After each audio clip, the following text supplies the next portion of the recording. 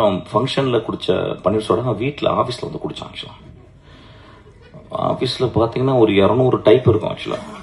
ஏய் நீ வராங்கடா 10 பசங்க வராங்கடான்னு சொல்லிட்டு அப்படி வந்து உட்காந்து இது பண்ணி ரொம்ப அன்பாகி பயங்கரமாக ஒரு 4வது பன்னீர் சோடா குடிக்கும்போது கட்டி பிடிச்சி ஒரே அழுகு ஆக்சுவலாக. சார் நீங்கள் ரொம்ப நல்லவராக இருக்கிறீங்க சார் அப்படின்னா. ஏய் நாளைக்கு பன்னீர் சோடா வந்து குடிச்சு ஏப்பம் வந்த பர்கரில் சொல்ல மாட்டேடா அப்படிம்பேன். அப்புறம் அப்படியே பழகி அப்புறம் நான் உங்கள் ஆஃபீஸுக்கு வரைக்கும் நான் பன்னீர் சோடா குடிக்க வந்தது இல்லை. அப்புறம் பன்னீர் சோடானா எங்கள் ஆஃபீஸ் தான் வருவாங்க ஆக்சுவலாக. தமிழ்நாட்டில் எல்லா டேரக்டரும் பன்னீர் சோடா குடிக்கிற ஒரே இடம் வந்து நாங்கள் தான் பன்னீர் சோடா பண்ணிகிட்டே இருக்கோம் ஆக்சுவலாக. ஒரு அடிச்சுட்டு சோடா அடிச்சு.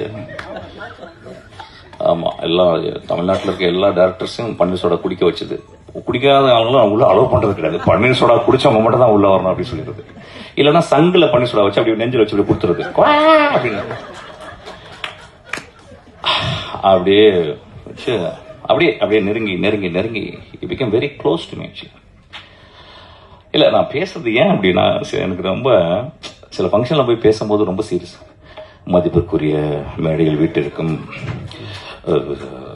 படத்தில் நான் வந்து ஒரு காட்சி பண்ணியிருக்கேன், அது ரொம்ப நன்றி. இப்படிலாம் பேசினா செத்துருவேன் ஆக்சுவலாக. எங்கேயாவது போய் குதிச்சல முடியல. I really want to entertain. The very word entertain comes from tenure. Tenure to hold tightly. ஒரு சினிமாக்குள்ள போறோம், தியேட்டருக்குள்ள போறோம், it holds you tightly. You enter and holds. That's called entertain. So I think we have to talk something very interestingly. Otherwise, it's getting bored actually. So அந்த மாதிரி பன்னீர் soda குடிக்க வந்ததில்ல. அப்படியே நெருங்கி அப்புறம் 2 பாட்டில் பன்னீர் சோடா குடிச்சவங்க ஒரே கிளாஸ்ல பன்னீர் சோடா குடிச்ச 2 பேரும் ரொம்ப ஃப்ரெண்ட் ஆகி. அப்புறம் அவனை பத்தி நான் எதுவுமே கேட்டதில்லை, எதுவுமே தெரிஞ்சதில்லை.